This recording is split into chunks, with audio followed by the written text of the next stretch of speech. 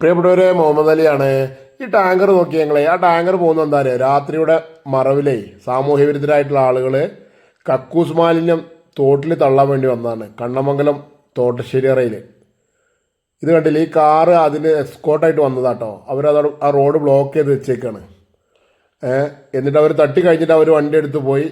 ആ ടാങ്കർ അതിൽ നേരെ അങ്ങോട്ടും മുകളിലേക്കും പോയി.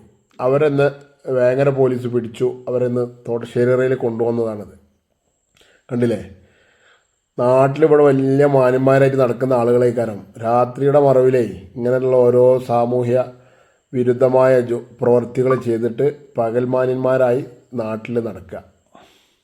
നോക്കിയേ, പോലീസ് പ്രൊട്ടക്ഷനിൽ വന്ന പോലീസ് കൊണ്ടുവന്ന കാരണം ഇവന്മാരെ നാട്ടുകാരുടെ കൈക്കരുത്ത് അറിഞ്ഞില്ല, അല്ലെങ്കിൽ അതും ഇവരെ അറിഞ്ഞേനെ. എന്തായാലും എന്താ നോക്കിയാൽ നമ്മളെ നാടിൻ്റെ ഒരു അവസ്ഥ അല്ലേ. കക്കൂസ് മാലിന്യമൊക്കെ ഇങ്ങനെ പൊതുജനങ്ങൾ ഉപയോഗിക്കുന്ന തോട്ടിൽ കുളത്തിലൊക്കെ കൊണ്ടുവിടുക, തട്ടിയിട്ട് പോവുക രാത്രിയിൽ. ഇതുപോലെ തന്നെ ഇതിന് മുമ്പ് തോട്ടശ്ശേരിയിൽ ഒരു പള്ളിക്കുളത്തിൽ കൊണ്ട് തട്ടിയിരുന്നു. അത് ഇനി വരെ നേരണമെന്ന് അറിയില്ല. വീണ്ടും കാണാം.